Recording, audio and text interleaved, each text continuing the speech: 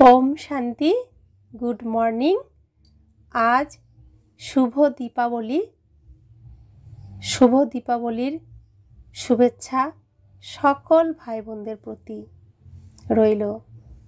আজ দীপরাজ বাবা আমরা প্রত্যেক দীপকে, আত্মারূপী দীপকে প্রজ্বলিত হওয়ার যে শিক্ষা দিচ্ছেন, আমরা যে প্রজ্বলিত হয়েছি, আমরা যেমন প্রজ্বলিত হয়ে অন্ধকার থেকে আলোতে এসেছি, ঠিক সেরকম এখনও যে আত্মারূপী দীপ মাটির, শরীররূপী মাটির নিচে চাপা পড়ে আছে, যাদের অবস্থা নিভু নিভু অবস্থা, সেই প্রদীপে দীপরাজ বাবার জ্ঞানের ঘি আমরা দিয়ে বাবার কাছে, দীপরাজের এই উচ্চ শ্রেষ্ঠ কাজে সহযোগী হয়ে যায়।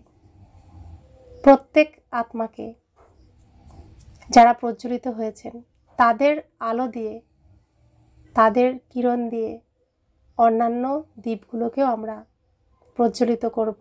এই শুভ কার্যে সবাই হাত মিলিয়ে একসাথে আমরা সমস্ত অন্ধকার দূর করব, কলিযুগরূপী অন্ধকারের আমরা বিনাশ করব। সকলকে এই শুভ কার্যের জন্য অনেক অনেক অভিনন্দন, অভিনন্দন, অভিনন্দন এবং আন্তরিকভাবে সকলের প্রতি আমি আত্মার আহ্বান।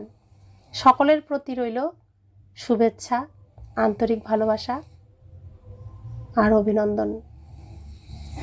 ওম শান্তি। ওম শান্তি। Good morning. আজ 20 অক্টোবর 2025। প্রাতমূল্যী ওম শান্তি। বাপদাদা মধুবন।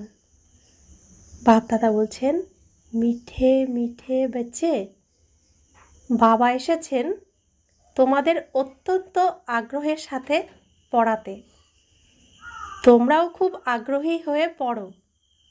তোমাদের যেন এই নেশা থাকে যে আমাদের পড়াচ্ছেন স্বয়ং ভগবান। আজকের মূল্যের প্রশ্ন, তোমরা ব্রহ্মা কুমার, ব্রহ্মা কুমারী, তোমাদের উদ্দেশ্য বা শুদ্ধ ভাবনাটি কি?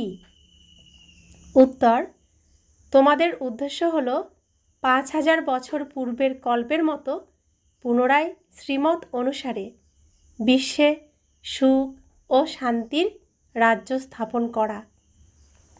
তোমাদের শুদ্ধ ভাবনা হলো শ্রীমত অনুযায়ী আমরা সম্পূর্ণ বিশ্বের সদ্গতি করব। তোমরা নেশায় মত্ত হয়ে বলো যে আমরা সবাইকে সদ্গতি প্রদান করি। তোমরা বাবার কাছে পিস প্রাইজ প্রাপ্ত করো। নরকবাসী থেকে স্বর্গবাসী হওয়াই হলো প্রাইজ নেওয়া। পিস প্রাইজ অর্থাৎ শান্তির উপহার, শান্তি পুরস্কার আমরা বাবার কাছ থেকে উপহার হিসেবে পাই। ওম শান্তি। স্টুডেন্ট যখন পড়াশোনা করে তখন খুব আনন্দের সাথে পড়ে। টিচারও খুব খুশি হয়ে আগ্রহ সহকারে পড়ায়। আত্মারূপী রুহানি বাচ্চারা জানে যে অসীম জগতের বাবা হলেন টিচারও আমাদের খুব আগ্রহের সাথে পড়ান। লৌকিক পড়াশোনায় পিতা ও টিচার আলাদা থাকে, সেখানে টিচার পড়ায়। কারো পিতাই হলো টিচার, আগ্রহ সহকারে পড়ান, কারণ ব্লাড কানেকশন থাকে, তাই না? নিজের ভেবে খুব মন দিয়ে পড়ান। এখানে বাবা তোমাদের কতখানি আগ্রহ সহকারে পড়ান, তাই বাচ্চারা তোমাদেরও খুব আগ্রহ সহকারে পড়াশোনা করা উচিত। ডাইরেক্ট বাবা পড়ান, তাও কেবলমাত্র একবার এসে পড়ান। বাচ্চাদের খুব মন দিয়ে পড়াশোনা করা উচিত। বাবা ভগবান আমাদের পড়ান এবং প্রতিটি কথা খুব ভালোভাবে বোঝান। কোনো কোনো বাচ্চাদের পড়তে পড়তে মনে মনে বিচার চলতে শুরু করে যে এইসব কি ড্রামায়, এ হলো আবাগমনের চক্র। কিন্তু এমন নাটকের রচনা কেন করা হয়েছে? এতে কী লাভ? শুধু এমনভাবে চক্রের পরিক্রমা করতে হবে, এই চক্র থেকে মুক্তি হলেই ভালো। যখন দেখে যে এই 84 চক্র পরিক্রমা করতেই হবে, তখন এমন চিন্তন উৎপন্ন হয়, ভগবান এমন খেলা কেন রচনা করেছেন যে আবাগমনের আসা আর যাওয়া এই চক্র থেকে মুক্তি নেই? এর চেয়ে মোক্ষ প্রাপ্তি হওয়া ভালো। এমন বিচার অনেক বাচ্চাদের মনেই আসে। এই আবাগমনের অর্থাৎ যাওয়া আর আসা দুঃখ সুখের চক্র থেকে মুক্তিপ্রাপ্ত হোক। বাবা বলেন, তা তো একেবারেই সম্ভব নয়। মোক্ষপ্রাপ্তির চেষ্টা করাটাই ওয়েস্ট হয়ে যায়। মোক্ষপ্রাপ্তির চেষ্টা করাটাই হলো ব্যর্থ সময় নষ্ট করা। তো বাবা বলছেন যে তোমরা চৈতন্য, তোমাদের মধ্যে আমার শক্তি রয়েছে, তুমি আত্মা আমার সন্তান। তো তোমার শক্তির প্রদর্শন তো করতেই হবে। ঘরে বসে থেকে কি করবে?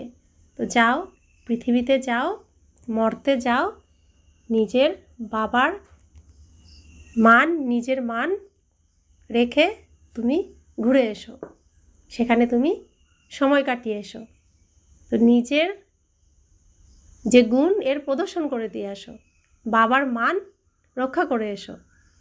তো আমরা এই চৈতন্য শক্তি, সর্বশক্তিমান পিতার মাস্টার সর্বশক্তিমান এনার্জি এই পৃথিবীতে আসি আমাদের গুণ, আমাদের যে শক্তি সে প্রদর্শন করতে।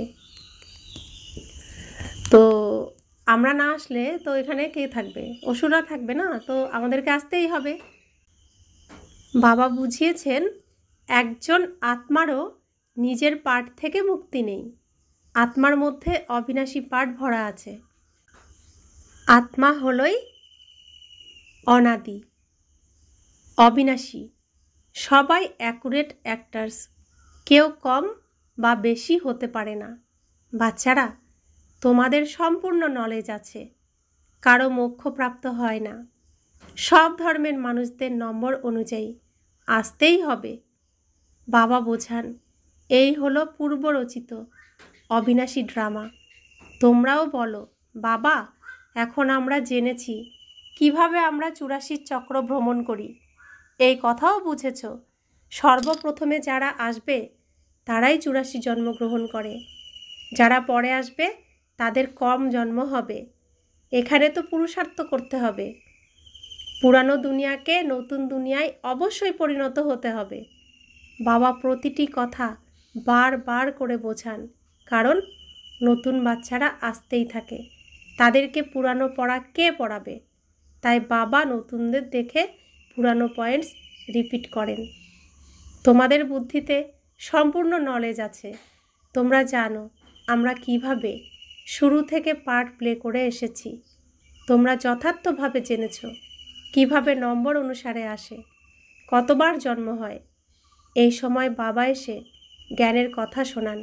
সত্যযুগে তো আছেই প্রালব্ধ, এই কথা তোমাদেরকে এখনই বোঝানো হয়। গীতায়ও শুরুতে এবং শেষের দিকে এই কথাটি আসে, মন মনা ভব। পড়াশোনা করানো হয় মর্যাদা প্রাপ্তির জন্য। তোমরা রাজা হওয়ার জন্য এখন পুরুষার্থ করো। অন্য ধর্মের মানুষদের তোমরা বুঝিয়ে থাকো যে তারা নম্বর অনুসারে আসে। ধর্মস্থাপকের আগমনের পরে সবাইকে আসতে হয়, রাজত্বের কোনো কথা নেই। গীতাশাস্ত্র হলো একটাই, যার এতই মহিমা। ভারতে বাবা এসে জ্ঞান প্রদান করেন এবং সকলের সদ্গতি করেন। তো স্বয়ং ভগবান আসেন যখন ধর্মের অতি গ্লানি হয়, ধর্ম প্রায় লুপ্ত হয়ে যায়, তখন তিনি সত্য ধর্ম স্থাপন করতে আসেন। আর এসে গীত গেয়ে গেয়ে আমাদের ছোটোবেলার থেকে সমস্ত আমাদের ঘটনা আমাদেরকে শোনান। এই গীত গেয়ে গেয়ে আমাদেরই জীবন কাহিনী আমাদের যে শোনাচ্ছেন, একেই বলা হচ্ছে গীতা। আর এই গীতা ভগবানের কথা, শ্রীকৃষ্ণের মুখের দ্বারা উচ্চারিত বাণী, যা এখন আমরা পাচ্ছি।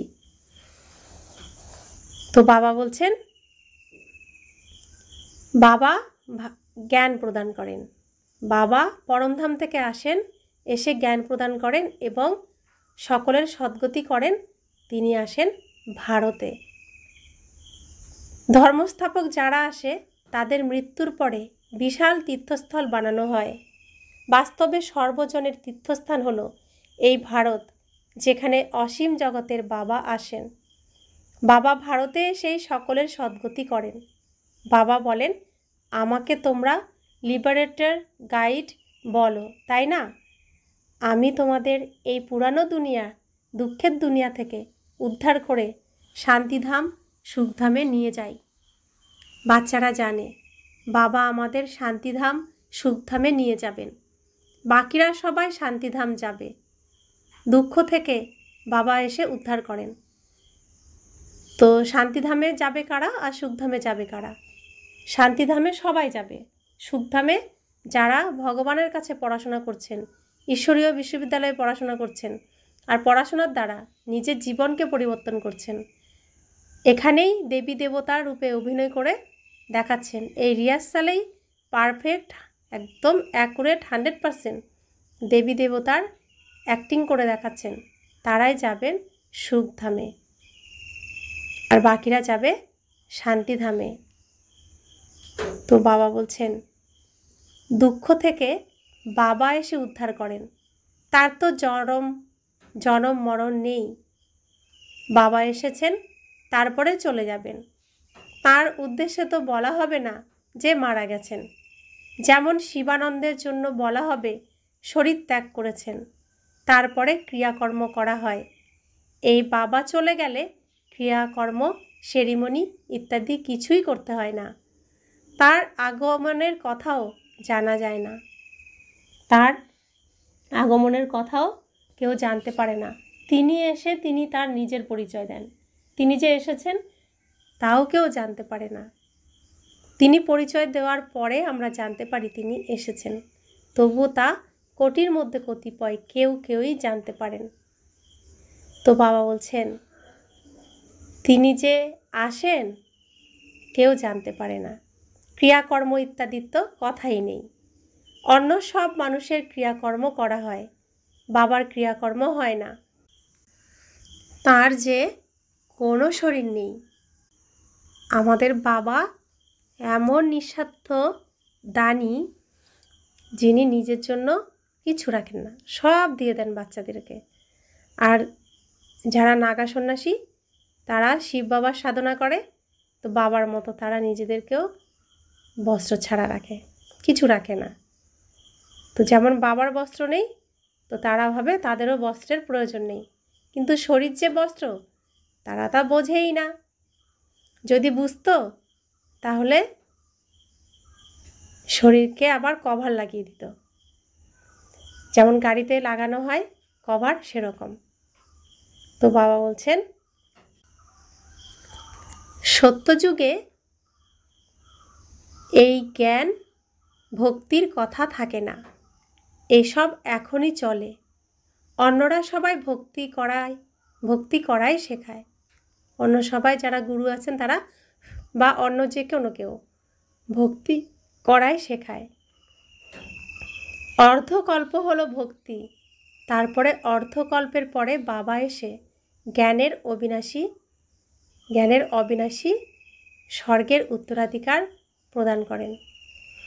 তো ছোট বাচ্চা যেমন যখন কথা ফোটে সকলে মিলেই তাকে ছড়া শেখায়, তাকে কথা বলাতে চেষ্টা করে, এটা বলাও ওটা বলায়, তো সকলে মিলে চেষ্টা করে। ভক্তিও সেরকমই। 2500 বছর পূর্ণ হলে তখন সকলে মিলে এই শাস্ত্রের কথা অর্থাৎ বুলি শেখায়, আমাদের ছড়া কবিতা এগুলো শেখায় সকলে মিলেই।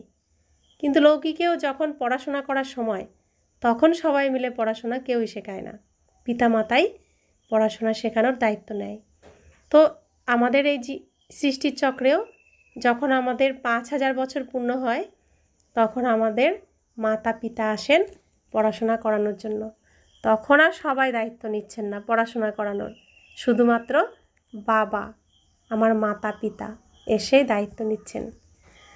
তো তিনি এসে আমাদেরকে পড়াশোনা শেখানোর ব্যবস্থা করেন। তাই বাবা বলছেন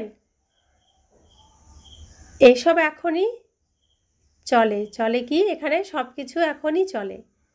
তো অন্যরা সবাই ভক্তি করাই শেখায় এখন, অর্ধকল্প ভক্তি, তারপরে অর্ধকল্পের পরে বাবা এসে জ্ঞানের অবিনাশী স্বর্গের উত্তরাধিকার প্রদান করেন। বাবা পড়াশোনা করান। জ্ঞান তো সেখানে সঙ্গে যায় না, সেখানে বাবাকে স্মরণ করার দরকার নেই। আমরা সত্যযুগে যখন যাব এই জ্ঞান আমাদের সাথে যাবেন না, বা বাবাও আমাদের সাথে যাবে না, জ্ঞানও যাবে না, বাবাও যাবেন না। বাবাকে সেখানে আমাদের স্মরণ করার প্রয়োজন থাকে না, কারণ আমরা জানি আমরা আত্মা পরমাত্মার সন্তান। মুক্তিতে থাকে সবাই, সেখানে কি স্মরণ করতে হয়? ঘরেই থাকি, বাবার সাথেই থাকি, তো সেখানে স্মরণ করতে হয় না। সুখধামে আসলে আমরা খুব সুখে থাকি, সেখানেও বাবাকে স্মরণ করতে হয় না। দুঃখের আর্তনাদ তো সেখানে থাকেই না। ভক্তিও প্রথমে অব্যভিচারী, পরে ব্যভিচারী হয়। এ সময় তো হলো অতি ব্যভিচারী ভক্তি। একেই ঘোর নরক বলা হয়। যখন ভক্তি অতি চরমে যায় তখন নরকও ঘোর নরকে পরিণত হয়। একেবারে গভীর থেকেও গভীর নরকে স্থিতি, তারপরে আবার গভীরতম স্বর্গের রচনা করেন। তো খুব গভীর রাত, তারপরেই তো ভোর হয়ে যায়। সৃষ্টিতেও তাই ঘোর নরকের পর সত্যযুগের সূচনা হয়ে যায়। এই সময় 100% দুঃখ, পরে 100% সুখ শান্তি হবে। আত্মা গিয়ে নিজের ঘরে বিশ্রাম নেবে। বোঝানো খুবই সহজ। বাবা বলেন আমি আসি তখন যখন নতুন দুনিয়ার স্থাপনা করে পুরানো দুনিয়ার বিনাশ করতে হয়। পরিত্রাণায় সাধুনাং বিনাশ্চস্য দুষ্কৃতাং ধর্ম সংস্থাপনার্থায় সম্ভয়ামি যুগে যুগে। তো বাবা আসেন বিনাশ করতে কাদের? দুষ্কৃতির, অশুভর বিনাশ করতে আসেন, আর শুভর স্থাপনা করতে আসেন। কলিযুগ আর সত্যযুগের এই মিলন সময়ে তিনি আসেন। তো বাবা বলছেন এই কাজ কেবল একজন তো করবে না, অনেক সেবাধারী চাই। এই সময়ে তোমরা বাবার সেবাধারী সন্তান হয়েছ। ভারতের বিশেষভাবে প্রকৃত সেবা করো। সত্য পিতা প্রকৃত সত্য সেবা করা শেখান। নিজেরও, ভারতেরও এবং বিশ্বেরও কল্যাণ করো। অতএব কতখানি রুচিশীল হয়ে সেবা কার্য করা উচিত। বাবা কত রুচিসম্মত হয়ে সর্বের সদ্গতি করেন। এখনও সর্বজনের সদ্গতি অবশ্যই হওয়ার আছে। এই হলো শুদ্ধ অহংকার, শুদ্ধ ভাবনা। তোমরা প্রকৃত সত্য সেবা করো, কিন্তু গুপ্তরূপে। আত্মা করে শরীর দ্বারা। তোমরা জিজ্ঞাসা করো বিকেদের উদ্দেশ্যটি কি? বলো বিকেদের উদ্দেশ্য হলো বিশ্বে সত্যযুগী সুখ শান্তির স্বরাজ্য স্থাপন করা। আমরা প্রতি 5000 বছর পরে শ্রীমত অনুসারে বিশ্বে শান্তি স্থাপন করে বিশ্ব শান্তির পুরস্কার প্রাপ্ত করি। যথা রাজা রানী তথা প্রজা পুরস্কার প্রাপ্ত করে। তো সত্যযুগ পবিত্রতা সুখ শান্তির রাজ্য। সেখানে রাজা রানীর যেমন গুণ থাকবে প্রজারও তেমনই গুণ থাকবে, সমান সমান থাকবে। তো এক পরিবারের মতো সেখানে বসবাস করবে। নরকবাসী থেকে স্বর্গবাসী হওয়া কি কম পুরস্কার নাকি? নরকবাসী থেকে স্বর্গবাসী হওয়া কি কম পুরস্কার? তারা শান্তি পুরস্কার নিয়েই খুশি থাকে, প্রাপ্তি কিছুই হয় না। প্রকৃত সত্য পুরস্কার তো এখন আমরা বাবার কাছে প্রাপ্ত করি, বিশ্বের বাদশাহী প্রাপ্ত করি। বলা হয় ভারত হলো আমাদের উঁচু দেশ, খুব মহিমা গান করে, সবাই বোঝে আমরা ভারতের মালিক। কিন্তু মালিক কোথায় আছে? এখন তোমরা বাচ্চারা শ্রীমত অনুসারে রাজ্য স্থাপন করো। অস্ত্র শস্ত্র তো কিছুই নেই, দিব্যগুণ ধারণ করো, তাই তোমাদের গায়ন পূজন হয়। অম্বা দেবীর দেখো কত পুজো হয়, কিন্তু অম্বা কে, ব্রাহ্মণ নাকি দেবতা, সেসব কেউই জানে না। অম্বা, কালী, দুর্গা, সরস্বতী ইত্যাদি এমন অনেক নাম আছে। এখানেও নিচে অম্বা দেবীর ছোট্ট মন্দির আছে। অম্বাকে অনেক ভুজ দেওয়া হয়েছে, এমন তো হয় না। অম্বাকে অনেক ভুজ দেওয়া হয়েছে, কিন্তু এমন তো হয় না। একেই বলা হয় ব্লাইন্ড ফেথ বা অন্ধবিশ্বাস। ক্রাইস্ট, বুদ্ধ ইত্যাদি এসে নিজের ধর্ম স্থাপন করেছে। তিথি তারিখ সবই বলে দেয় তারা, সেখানে অন্ধবিশ্বাসের কোনো কথা নেই। এখানে ভারতবাসী কিছুই জানে না আমাদের ধর্ম কবে এবং কে স্থাপন করেছে, তাই বলা হয় অন্ধবিশ্বাস। তা আমাদের ধর্ম স্থাপন করেন স্বয়ং ভগবান সঙ্গম যুগে, তো তাই আমাদের এই সঙ্গম যুগের কোনো কথা সত্য যুগে মনে থাকে না, তাই আমাদের কিছুই মনে থাকে না, কিছুই আমরা জানি না। এখন তোমরা পূজারী থেকে পূজ্য রূপে স্থাপিত হও, তোমাদের আত্মাও হয় পূজ্য, তো শরীরও পূজ্য হয়। তোমাদের আত্মারও পূজা হয়, পরে দেবতা রূপেও পূজা হয়। বাবা হলেন নিরাকার। আমাদের বাবা তো হলেন নিরাকার। তিনি হলেন সর্বদা পূজ্য স্বরূপ, কারণ তিনি সদা পবিত্র, সদা সত্য, তিনি রূপ পরিবর্তন করেন না। তোমরা বাচ্চাদের জন্য বলা হয়, বাবা বলছেন যে বাচ্চারা তোমাদের জন্য বলা হয় নিজেরাই পূজ্য, নিজেরাই পূজারী। বাবা হলেন এভার পূজ্য। এখানে এসে বাবা প্রকৃত সত্য সেবা করেন, সকলের সদ্গতি করেন। বাবা বলেন এখন মা মেকম স্মরণ করো, অন্য কোনো দেহধারীকে স্মরণ করো না। এখানে তো বিশাল লক্ষপতি কোটিপতি গিয়ে আল্লাহ আল্লাহ করে, কতখানি অন্ধশ্রদ্ধা আছে। বাবা তোমাদের আমরাই সেই দেবতা এই কথার অর্থ বুঝিয়েছেন। তারা তো বলে দেয় শিবহোম, আত্মাই হলো পরমাত্মা। এখন বাবা কারেক্ট করে বলেছেন, এখন বিচার করো, ভক্তিমার্গের রাইট শুনেছি নাকি আমরা রাইট বলছি। তো লৌকিক পিতা তো আছে প্রত্যেকের, শরীরের পিতা, তো শরীরের পিতা আর সন্তান কি কখনো এক হয়? পিতার গুণ থাকতে পারে সন্তানের মধ্যে, কিন্তু সন্তান আলাদা, পিতা আলাদা। সেরকম পরমপিতা পরমাত্মা তিনি সম্পূর্ণই আলাদা, যিনি সকলের পিতা, আর আমি আত্মা সম্পূর্ণই আলাদা। তাই বাবা বলছেন এখন তুমি নিজেই বিচার করো কোনটা ঠিক কোনটা সঠিক। আমরাই সেই দেবী দেবতা, আমরাই সেই দেবদেবী, এই কথার বিশাল অর্থ বলে দিয়েছেন। আমরা সেই ব্রাহ্মণ, দেবতা, ক্ষত্রিয়। তো বাবা পাঁচ স্বরূপ আমাদের আবার স্মৃতিতে এনে দিচ্ছেন। আমি আত্মা পরমধাম নিবাসী, পরমধামে আমি আত্মারূপে থাকি। আমি আত্মা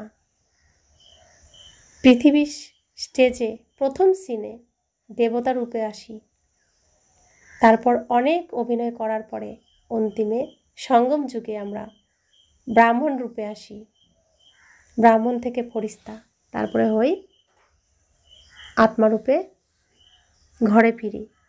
তো প্রথমে আমরা আত্মা পরমধাম আত্মারূপে থাকি,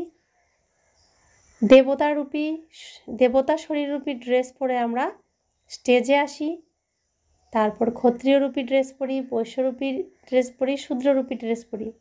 তারপরে আমরা সব অভিনয় শেষ করে কুমারী হই, ব্রাহ্মণ হই। সমস্ত হিসাব মিটিয়ে আমার নিজের স্বধর্মে স্থিত হয়ে ঘরে ফেরার জন্য আমরাই ঘরে ফিরি দেবী দেবতার গুণ নিয়ে। তো বাবা বলছেন এখন আমরা এই কথার অর্থ কোনটা ঠিক, এখন আমরা সেই আমরা সেই, এই কথার অর্থ কোনটা ঠিক? আমরা আত্মারা এইভাবেই চক্রে আসি। বিরাট রূপের চিত্রও আছে, এতে শিখায় ব্রাহ্মণ এবং বাবাকে দেখানো হয়নি। দেবতারা এলো কোথা থেকে? জন্ম হলো কোথায়? কলিযুগে তো হলো শূদ্রবর্ণ, সত্যযুগে দেবতা বর্ণে পরিণত হলো কিভাবে? তো কলিযুগে শূদ্রবর্ণের তারা সত্যযুগে দেবতা হলেন কিভাবে?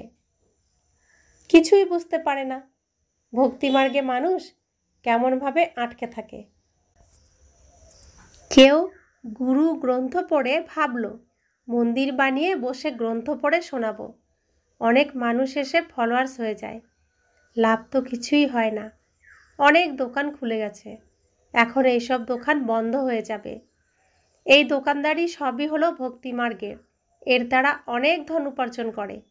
সন্ন্যাসীরা বলে আমরা ব্রহ্মযোগী, তত্ত্বযোগী। যেমন ভারতবাসী হলো বাস্তবে দেবী দেবতা ধর্মের, কিন্তু হিন্দু ধর্ম বলে দিয়েছে। তেমনি ব্রহ্ম হলো তত্ত্ব, সেখানে আত্মারা বাস করে। তারা যদিও ব্রহ্মজ্ঞানী তত্ত্বজ্ঞানী নাম রেখেছে, যদিও ব্রহ্মতত্ত্ব হলো নিবাস স্থান। তাই বাবা বোঝান কত বড় ভুল করে দিয়েছে। এইসব হলো ভ্রম। আমি এসে সব রকমের ভ্রম দূর করি। ভক্তিমার্গে বলাও হয়, হে প্রভু, তোমার মতিগতি সবই পৃথক। গতি তো অন্য কেউ প্রদান করতে পারে না। মতামত তো অনেক প্রাপ্ত হয়, এখানকার মতামত সম্পূর্ণ পরিবর্তন করে দেয়, সম্পূর্ণ বিশ্বকে বদলে দেয়। তো এখানের মতামত হলো কাউকে দুঃখ দেওয়া, কষ্ট দেওয়া, কাউকে একটু বেশি জোরে শোনানো, ধমক দেওয়া, ভয় দেখিয়ে কাজ করানো, যত রকমের খারাপ নোংরা আছে এখানে। তো এই খারাপটাকে পরিবর্তন করে সব কিছুকে ভালো করে দেওয়া, সম্পূর্ণ বিশ্বকে অশান্তির থেকে শান্তিতে কনভার্ট করা, দুঃখ থেকে সুখে কনভার্ট করা, এই বদলে দেওয়া, এটাই ভগবান এসে করান এবং তার বিশ্বস্ত আজ্ঞাকারী সুসন্তানদের এই দায়িত্বও দেন। যেমন আমরা এই দায়িত্ব পেয়েছি বহু জন্মের পুণ্যকর্মের ফলে, অতি সৌভাগ্যের ফলে আমরা এই শ্রেষ্ঠ কর্ম করার সৌভাগ্য প্রাপ্ত করেছি। এখন বাচ্চারা, তোমাদের বুদ্ধিতে আছে এত সব ধর্ম কিভাবে আসে, তারপরে আত্মারা কিভাবে নিজের নিজের সেকশানে গিয়ে থাকে, এইসব ড্রামায় ফিক্স আছে। এই কথাও বাচ্চারা জানে। দিব্যদৃষ্টি দাতা হলেন একমাত্র বাবা। বাবাকে বলল বাচ্চারা বলল, এই দিব্যদৃষ্টির চাবি আমাদের দাও, যাতে আমরা কাউকে সাক্ষাৎকার করাতে পারি। বাবা বললেন, না, এই চাবি কেউই পাবে না। তার বদলে তোমাদের বিশ্বের বাদশাহী প্রদান করি, আমি নিই না। বাবা শুধুমাত্র এই সাক্ষাৎকারের চাবি নিজের কাছে রাখেন, এর বদলে বাচ্চাদেরকে সুখ শান্তির রাজ্য দিয়ে দেন, বিশ্বের বাদশাহী করে দেন, যাতে সেই চাবির বায়না না করি। বাবা বলছেন, তোমাদের বিশ্বের বাদশাহী প্রদান করি, আমি নিই না। আমার পার্ট হলো সাক্ষাৎকার করানোর। সাক্ষাৎকার হলে কত খুশি হয়, যদিও প্রাপ্তি কিছুই নেই। এমন নয় যে সাক্ষাৎকার দ্বারা কেউ নিরোগী অর্থাৎ রোগমুক্ত হয় বা ধন প্রাপ্তি হয় না। মীরার সাক্ষাৎকার হয়েছিল, কিন্তু মুক্তি তো প্রাপ্ত হয়নি। মানুষ ভাবে মীরা তো বৈকুণ্ঠে থাকতো, কিন্তু বৈকুণ্ঠে কৃষ্ণপুরী কোথায় আছে? এসব হলো সাক্ষাৎকার। বাবা বসে সব কথা বোঝান। তো মীরা তো কলিযুগে ছিলেন, মীরা রূপে তো বৈকুণ্ঠে কখনোই থাকতে পারবেন না। বৈকুণ্ঠে যেতে হলে ব্রহ্মাকুমারী হতে হবে, ভগবানের পড়াশোনা করতে হবে, জ্ঞান ধারণ করতে হবে, দৈবিগুণ ধারণ করতে হবে, উপযুক্ত হতে হবে, তারপরে কৃষ্ণপুরীতে যেতে পারবেন। কিন্তু তিনি সর্বশ্রেষ্ঠ ভক্ত হয়ে তার ভক্তির দ্বারা শ্রীকৃষ্ণের সাক্ষাৎকার করেছিলেন, কিন্তু সাক্ষাৎকার করলেও কোনো লাভ হয় না। তো বাবা বলছেন, বাবা বসে সব কথা বোঝান, এনারও প্রথম প্রথম বিষ্ণুর সাক্ষাৎকার হয়েছিল, তখন অনেক খুশির অনুভব হয়েছিল। তাও যখন দর্শন হলো যে আমি মহারাজা হই, বিনাশের দর্শনও হলো, তারপরে রাজত্ব দেখে দৃঢ় নিশ্চয় হলো, ওহো, আমি তো বিশ্বের মালিক হই। বাবার প্রবেশ হলো, বাবা এসব তুমি নিয়ে নাও, আমার তো বিশ্বের বাদশাহী চাই। তোমরাও এই সওদা করতে এসেছো, তাই না? যারা জ্ঞানে আসে তাদের ভক্তি হারিয়ে যায়। অর্থাৎ যে বাচ্চাগুলোর প্রথম কথা ফোটে, তখন তাদের যে সমস্ত ছড়া কবিতা শেখানো হয়, আর তারা তখন সম্পূর্ণ হাই লেভেলের মা বাবার ভক্ত থাকে। তো যখন স্কুলে পড়াশোনা করতে যায়, তখন পুরনো সেই ছড়া কবিতা সব ভুলে যায়, আর মা বাবাকেও আস্তে আস্তে, মা বাবার থেকেও তখন তারপরে আস্তে আস্তে জ্ঞান বা এই দুনিয়ার সমস্ত কিছু শেখার পিছনে সময় দেয়, মন দেয়। তো তখন মা বাবার দিকে একটু ভক্তি কমে যায়, কিন্তু প্রকৃত ভক্তি তো কখনোই কমে না, কারণ ভক্ত ছাড়া তো কখনোই ভালোবাসা পাওয়া যাবে না। যে কেউ ভালোবাসা তখনই দেয় যখন তার ভক্ত হয়। তো ভক্তি কখনোই হারিয়ে যায় না, ভক্তির দ্বারাই আমরা সব কিছু পাই। কিন্তু জ্ঞান অর্জন করার পরে, জ্ঞান পাওয়ার পরে ভক্তির যে আমরা বলি যেসব কথা বলতাম, সেগুলো বন্ধ হয়ে যায়। তো পড়াশোনার দিকে আমরা মন দিই, পড়াশোনাতে যা শিখি তাই আমাদের চিন্তনে চলতে থাকে। তো স্বয়ং ভগবান আমাদেরকে এসে পড়াচ্ছেন, তার প্রত্যেকটি কথা আমাদের স্মরণে থাকে, আর আমরা আচরণে ধীরে ধীরে আনতে থাকি।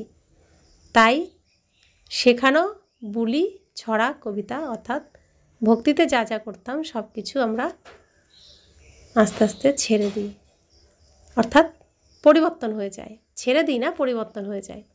কারণ আমরা আগে স্থূল পাঁচতত্ত্বের পুজো করতাম, মূর্তি তো মাটির, সেই মাটিকে পুজো করছি, অর্থাৎ পাঁচতত্ত্বের পুজো করতাম। এখনও আমরা পুজো করি, এখন আমরা আত্মার গুণের পুজো করি, সেই গুণগুলোকে আমরা প্রসাদ হিসেবে গ্রহণ করি। তো যত আমরা এই প্রসাদ নিজের মধ্যে নিজে খাবো প্রসাদ, তত আমার মধ্যে কি হবে? পরিবর্তন আসবে, আমি সুন্দর হয়ে যাব, আমার ভাগ্য সৌভাগ্যে পরিণত হয়ে যাবে। তো আমরা তাই এই প্রসাদ প্রতিদিন গ্রহণ করি, আর করতেই হবে। अच्छा, मीठे मीठे सिकिला दे बच्चों प्रति माता पिता बाप दादा का याद प्यार और गुड मॉर्निंग। रूहानी बाप की रूहानी बच्चों को नमस्ते। हम रूहानी बच्चों की रूहानी माता पिता बाप दादा को याद प्यार, गुड मॉर्निंग और नमस्ते नमस्ते नमस्ते। शुक्रिया बाबा, शुक्रिया बाबा, शुक्रिया। धारणार जन्य मुख्य सार। प्रथम धारणा, दिव्यगुण धारण करे শ্রীমত অনুসারে ভারতের প্রকৃত সেবা করতে হবে। নিজের, ভারতের এবং সম্পূর্ণ বিশ্বের কল্যাণ খুব আগ্রহ সহকারে করতে হবে। দ্বিতীয় ধারণা, ড্রামার অনাদি অবিনাশী পূর্ব নির্দিষ্ট রচনাটি যথার্থ রূপে বুঝে কোনো রকম সময় নষ্ট করা পুরুষার্থ করবে না, ব্যর্থ চিন্তনও করবে না। বাবা বলছেন, ড্রামার অনাদি অবিনাশী পূর্ব নির্দিষ্ট রচনাটি যথার্থ রূপে বুঝে কোনো রকম সময় নষ্ট করা পুরুষার্থ করবে না, সময় নষ্ট করার পুরুষার্থ করবে না, ব্যর্থ চিন্তনও করবে না। বরদান, দীপরাজ বাবার থেকে অমর জ্যোতির অভিনন্দন গ্রহণকারী সদা অমর ভব। ভক্তরা তোমাদের চৈতন্য দীপকের স্মরণিক জড় দীপকের দীপমালা পালন করে। তোমরা হলে জাগরিত চৈতন্য দীপক। বালক হয়ে দীপকের মালিকের সাথে মঙ্গল মিলন করছো। বাপ দাদা তোমাদের অর্থাৎ বাচ্চাদের ললাটে জাগরিত দীপক দেখছেন। তোমরা অবিনাশী অমর জ্যোতি স্বরূপ বাচ্চারা দীপরাজ বাবার থেকে অভিনন্দন গ্রহণ করে সদা অমর ভবর বরদান প্রাপ্ত করছো।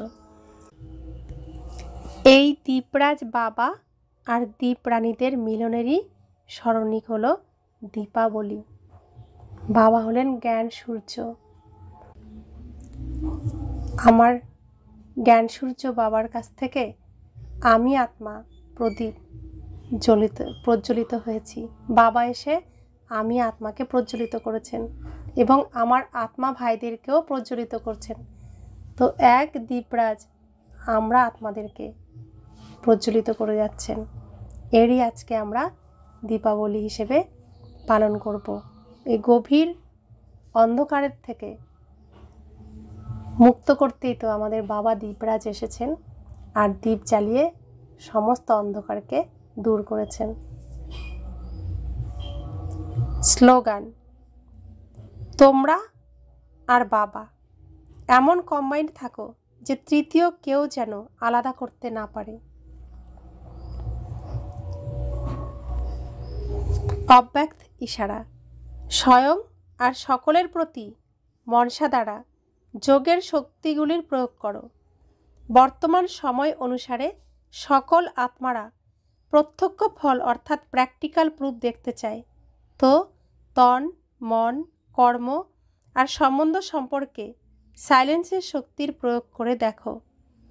শান্তির শক্তির দ্বারা তোমাদের সংকল্প ওয়ারলেসের থেকেও তেজে যে কোনো আত্মার প্রতি পৌঁছাতে পারে।